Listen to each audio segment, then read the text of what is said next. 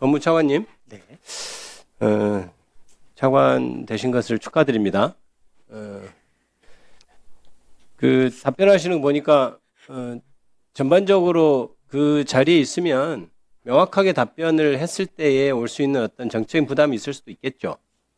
하지만 그래서 애매하게 답변하는 것들이 많고 하는 것 같은데, 하지만 명확하게 답변을 해야 될 것들이 있는 겁니다. 일단 본인이 왜 임명됐는지 알고 있습니까? 그 취지를? 이재명 정부에서 법무부 차관이라는 자리에 임명이 되셨잖아요. 그 뜻을 알고 있습니까?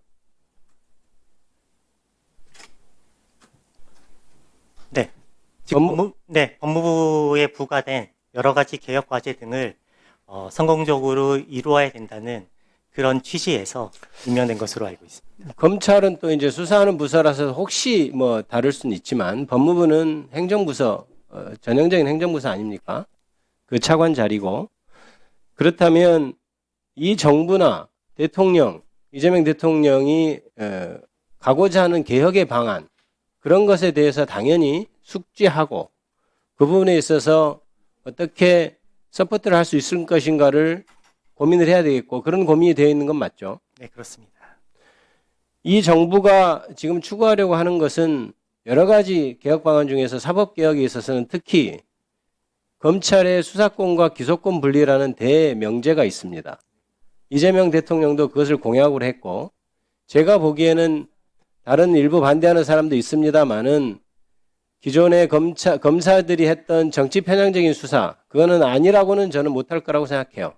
지금 검찰을 망친 거는 지난 3년의 정치 편향적인 수사라고 저는 생각을 하기 때문에, 그런 상황에서 수사권, 기소권 분리, 이런 대명제, 검찰 개혁에 대해서는 당연히 동의하시죠? 그렇습니다. 그 부분에 대해서는 의심할 여지는 없는 거죠. 그렇습니다. 본인이 우리 차관께서 검찰에 계실 때 이른바 기획부서라고 하는데 많이 있으셨죠? 네, 그렇습니다. 기획부서가 보통 그 하는 그 조직의 어떤 순회가 결정한 것에 대해서 그것을 충분히 서포트하고 이뤄나갈 수 있도록 그런 조직이라고 할 수 있죠. 기획부서는. 네. 그런 부분에 있어서 능력을 인정받았고, 그래서 이 정부에서도 중이 쓰이고 있는 것 같습니다. 물론 그동안 검찰이 워낙 이재명 대통령 죽이기 이런 것을 했고, 그래서 검찰 출신이 그렇게 또 법무부 차관으로 가는 것이 맞냐라고 하는 일부 비판도 있고, 그다음에 차관 본인에 대해서도 그 임명에 대해서 굉장히 비판하는 시각이 많은 것 알고 있습니까? 네, 알고 있습니다.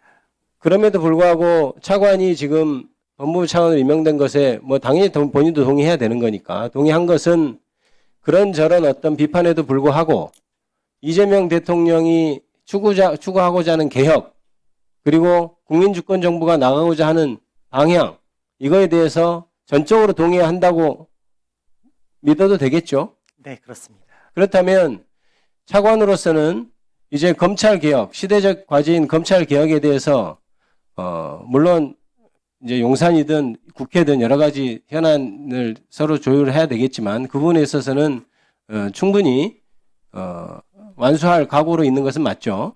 네, 그렇습니다. 또한 한 가지 더 묻겠습니다. 그럼 그것을 우리가 당연히 저는 그런 각오가 돼 있다고 생각하고 차관 자리를 수락했을 거라고 생각합니다.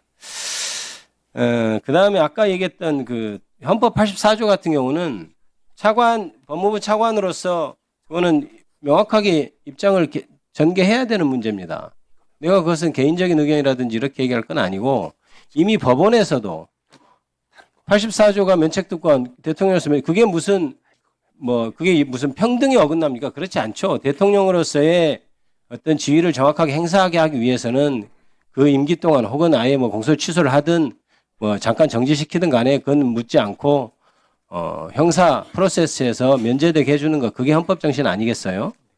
그렇다면 법원에서조차 그걸 인정해서 추정하고 있는 것을 당연히 법무부 차관이라고 하는 사람이 그 점에 대해서 명확한 입장을 표명해야죠. 거기에 대해서까지 애매한 태도를 취하는 것은 옳지 않다고 봅니다. 그 부분에 대해서 입장을 명확하게, 지금도 좋고 다음 기회라도 명확하게 표명해 주길 바랍니다.